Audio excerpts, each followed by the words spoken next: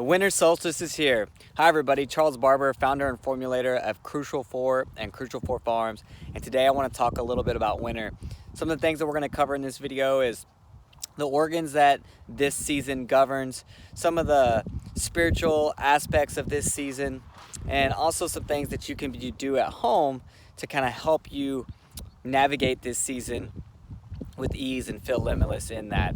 Well, one of the first things that I love to talk about when we talk about the winter solstice is Christmas. And Christmas is a holiday, also known as a holy day. And I just want to remind everybody that these are holy, sacred days, starting from Thanksgiving and on, right? And that we really need to take the time to reflect. You know, we have left fall, the sun has fallen, right? It's falling, that's why we call that fall, right? And as the winter solstice hits, that's gonna be the darkest day of the year, and then the sun has risen, right? And naturally we have these multi-dimensional meanings, right, that we can pick up on in our lives based on how religious we might be or not be, or spiritual in this way or that way, or how we live our lives.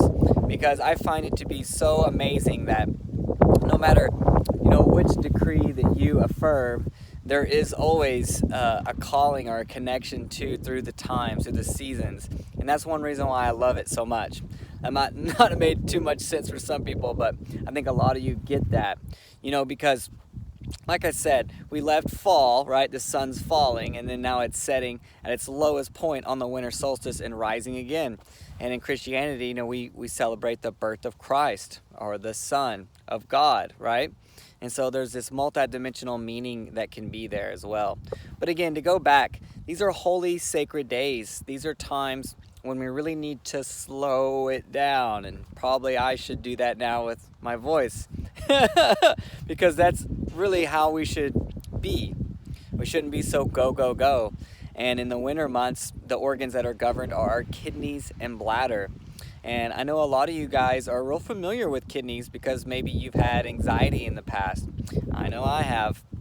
And so I've really had to work on that energy. Another reason why I sit here in this now moment giving you this advice, because it's advice that meant the world to me, because it gave me back my world. My world is my oyster, if you will. And it's an amazing time, again, to really go deep down and to reflect, especially as we leave the Christmas holiday, holy day, and we move into the New Year's, right? And everyone's making New Year's resolutions and wanting to get back in the gym or whatever, set these new goals and standards. And I think that that's important. However, nature would say to keep reflecting until we enter those spring months. So we spring forth with all of that information that we've been holding on to.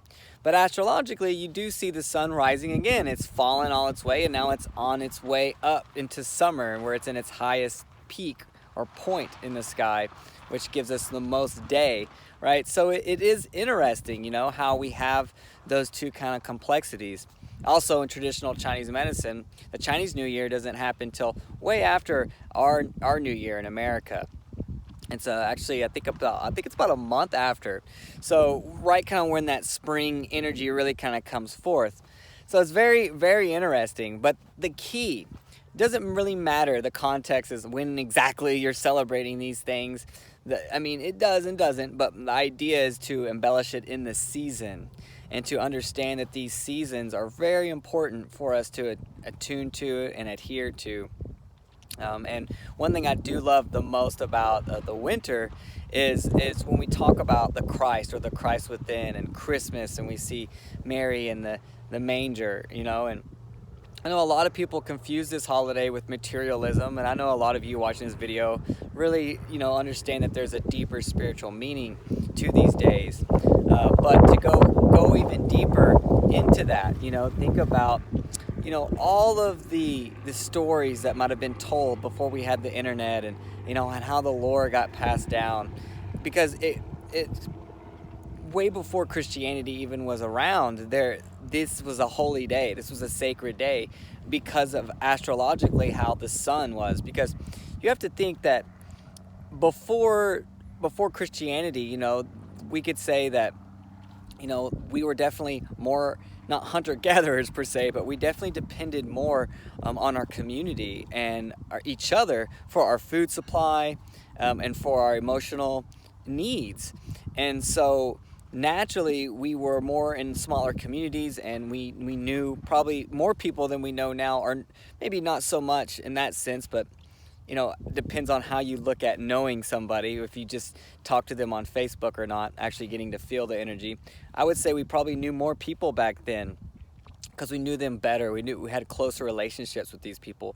My point here is that we depended on these people, and this was a time of the year that we would really relish in connection with, because we'd already harvested all of our summer crops. We went into fall and finished out those crops, and then in the winter months we're really kind of buckling in. We're making our ferments. We're doing the things as a community that kind of allow us to live through that harsh winter months, those months of darkness, if you will. And it's so interesting that, the month of December is actually the month of the Capricorn, and the planet that governs Capricorn is Saturn. And in astrology, some people think that the Father Time, or Saturn, or Satan, is a part of that. And I just think, like I said, it's multifaceted depending on how you look at it and go. But at the end of it all, it's a sacred time to connect with each other. And I think that it's really important more now than ever to do that. Because, last year with the pandemic, not a lot of people connected. My family, myself and my mom and my stepdad, we were the only ones at the family gathering. We were the only ones who weren't scared of COVID. We weren't scared of the vaccine or not necessarily scared, but we weren't worried about any of that stuff. We have a strong spiritual roots within us, and we don't let the media confuse us. My parents don't even watch TV, much like I don't watch TV. I don't watch the news. But anyways, I don't want my siblings to see this and think I'm dogging on them, but I think a lot of people experienced what I experienced, and it was very sad for me. I cried actually last year because they weren't around, and it was really sad and hard for me. But again, now that a lot of these people that were scared, they're realizing, hey, you know what, it wasn't that big a deal actually. And whether or not they think they're safe because they got vaccinated or not or whatever, they're wanting to come out and connect again, because it's human nature to want that, regardless of any pandemic or plandemic. So it's very, very interesting, because now we're seeing that resurgence of that from those certain people, maybe it's in our families or not, but embellish that, and really welcome them home, welcome them back home to reality, with our community, and understand that this is that time for that. And a lot of times people talk about the madness in the holidays and how stressful it can be, and I never really understood that until I started having kids and running a business. I understand that now. It can become extremely stressful, and I just want everyone to know, like, this is a time to reflect and to ground and to really think about the year, and to just connect and relax. And some of the things that you can do to help combat some of the anxiety, it's just a simple butterfly stretch. I don't know if you know what that is. You can look that up, but I'll be doing a video on that stretch.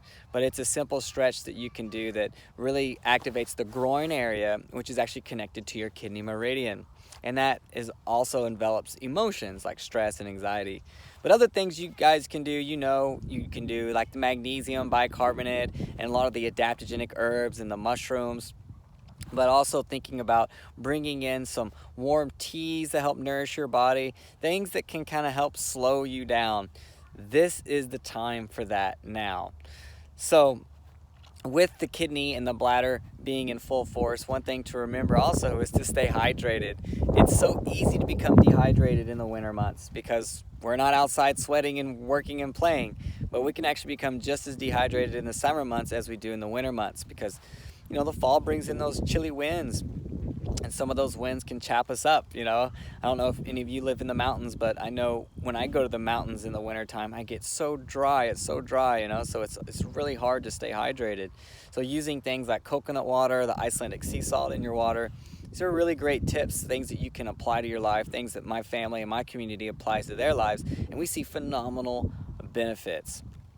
Well, I don't want to speak too much more about this wonderful time of year. I feel like I've covered most of it. There are lots of really cool stories on Santa Claus and psychedelic mushrooms and this whole idea of what really happened and where that story lineage goes from, which I'm sure a lot of you already know about. There's also another story, and it goes to the story about Christ, but not just the Christ as an idea or as a history kind of lesson that we read about from the past, but the Christ within. And to know that as the yearly cycle happens, we have almost that same yearly cycle and a lunar cycle within our body, and that there is a certain oil that is produced in our brain, in our cerebellum. Actually, the Santa Claus story goes in this too. It's multi-dimensional, but the idea here is that we have two fluids that are produced in our brain, and those two fluids combine together and they go down and they gestate and then they rise again. And this is the story of Christ within, that is not only the story of the history of Christ, but a story that happens within each one of us.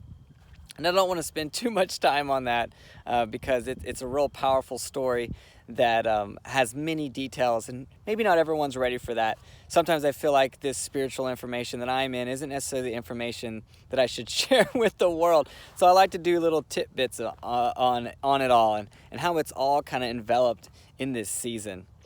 Well, I hope you guys take the time to use some of these tips, take the time for yourself to really honor yourself and nurture yourself, to really take the time to love on your community and your family, because this is the best time ever. The winter solstice is here. The nights are going to be the days are getting shorter and shorter and darker and darker, but we're coming out of it now. And we're going to start seeing spring before you know it, and then we'll be shooting a spring equinox video. So take this time to do the things that we're supposed to do now so that we don't get into any state of imbalance, because that's the key. Is once you understand the influences of nature, and you start to balance them with your life and your lifestyle, you'll notice that you start to move through the magic. You move through the holy days. You move with it and not just through it, but you co-create it. And that's what life's all about. Life is divine. It's magical. Just like, for me, this big old cabbage plant here, it's so magical to think that, this plant started out as a tiny, tiny, tiny seed, and now it's this big old plant that's about to give us some cabbage, and we're going to be fermenting that for you guys. So it's just magical. So staying in the magic, and staying in that flow state, if you will, it's really all about staying in that moment. And, all that sounds good and all, but if we're busy and we're going, how can we be in the moment? And the only way that we can even attempt to do that is through our breath. So I invite you guys to take deep diaphragmatic breaths every day, more so than normal. Fall was our lung meridian, so if you haven't been doing your breathing exercises, then you missed out. But to continue those, and that will help kind of calm you down, help bring you in the moment, and then allow you to be able to really take the time to recognize what's important right now, what's holy and sacred to me, because we all have different things that are holy and sacred to us. And again, with the craziness that has left us, now we're kind of waking back up to the way things kind of were in a way. I hope that you're able to spend more time with your loved ones and your community than ever before. God bless everybody, and thank you guys so much for watching this video. Again, this is Charles Barber, founder and formulator of Crucial 4 and Crucial 4 Farms.